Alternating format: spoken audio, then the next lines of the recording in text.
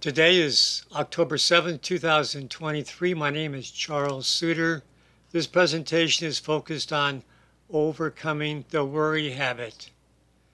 My main message: worry habits can be broken with better habits.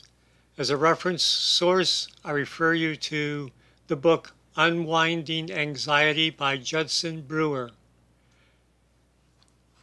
All habits are learned and conditioned in the brain-body by repeated experiences that provide a reward worth repeating. Habits have as their purpose the satisfaction of recurring needs with behavioral routines that provide predictable sources of fulfillment with a minimum of effort and high certainty. Since all habits are learned, if a habit is not providing its intended purpose or causes other undesirable side effects, it can be replaced. By using the mind's power of conscious attention, a new routine can be found that ideally produces better rewards with less effort and no adverse long-term consequences. For a new habit to stick, though, it must prove to be better than the one it replaces. Even when a habit is producing long-term detriments, it may be hard to replace due to the compelling physical and physiological rewards for urges demanding immediate satisfaction. Habits such as substance abuse are prime examples. Now, other habits are simply based on responses to worry, anxiety, guilt and shame, fear, or other emotions that stem from irrational beliefs about how life does or should work. The best way to overcome any bad habit is to change the irrational beliefs that underlie them. However, for a short-term solution for quick relief from emotional distress, the methods of this presentation with its 3 phases will assist in that effort to overturn bad habits as well. In all 3 phases, the mind is applied with its higher reasoning and awareness abilities.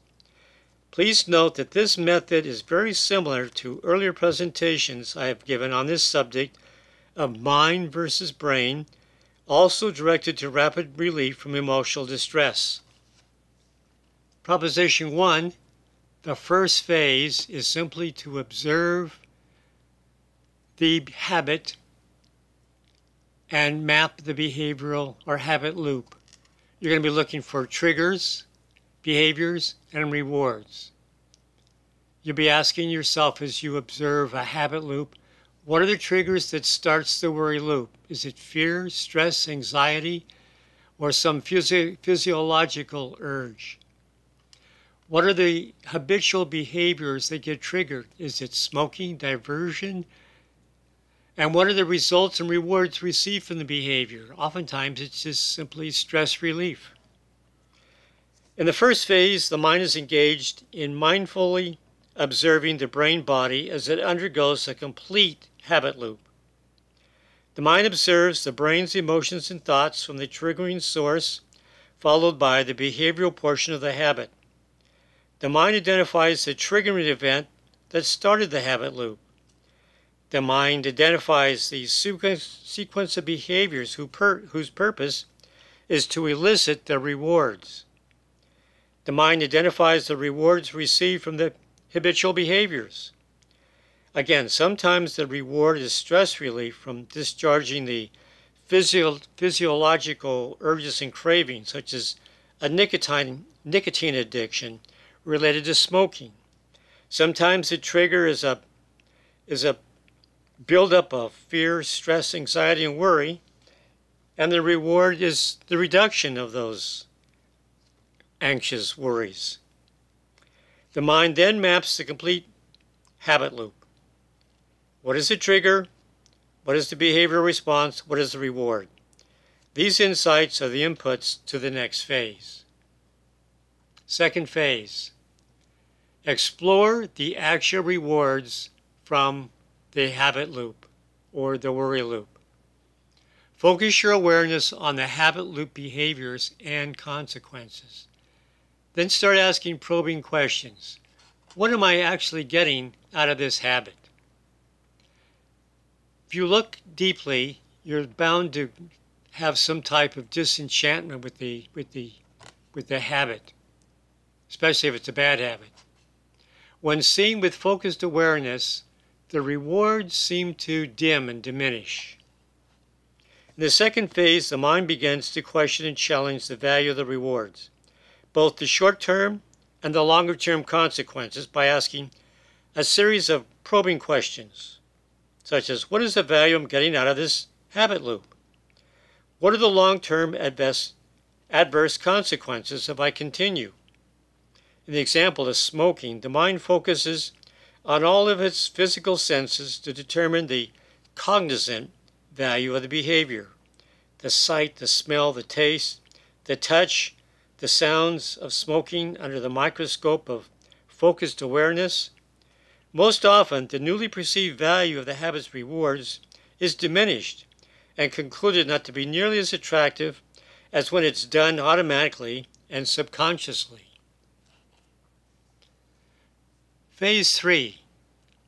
If you decide you want to replace a habit, then you must find a bigger, better reward as its replacement. And here are 3 possible replacements. Curiosity, simply observing with the intent of experiencing and exploring. Meditating in a deep, relaxed state, and acknowledging and releasing tensions. Loving kindness, simply repeating positive affirmations to yourself and others. In the third phase, the mind observes the triggering event and the associated thoughts and emotions, but without immediately engaging in the behavior. Instead, the mind continues to observe with curiosity and playful exploration of what would happen if no behaviors follow the triggering event. It would be helpful at this point of the mind's heightened mindfulness were to engage in an alternative behavior such as meditating on one's breath or some other physiological phenomena unrelated to physical cravings, while watching the strength of the urges diminish under observation. Now here's an important but little known fact. Just the act of observing an emotion tends to dissipate on its own without any need for willpower to do so. Observation reduces intensity. If phase 3 is repeated often enough, a new habit loop will develop, with the rewards being the satisfaction of mastery and relaxation that comes simply from observing the triggering event and relaxing through meditation. No physical substitution rewards or willpower struggles are needed to end the old habit loop, but instead, just continuous observation, mindfulness, curiosity, and meditation to refrain from engaging in the usual behaviors, in this case, perhaps smoking. Repeated enough times, and the old toxic habit loop will be extinguished. Now, my final message: overcome worry with mindful observation, curiosity, and loving kindness. The best way to extinguish an unsavory habit is to deliberately engage your mind to observe the habit while it's in progress and to map the details of the habit loop, the triggering event, the behavioral response to the trigger, and the resulting reward from engaging in the behavior. As rewards from the habit loop are observed with curiosity, asking probing questions as to why are the behaviors considered so rewarding, the perceived value of the rewards will diminish, with the insight that the habit loop is just a bad habit. Eventually, the mind can experiment by continuing to observe with curiosity to see how the habit loop responds when the habitual behavior, let's say for example smoking, is not forthcoming.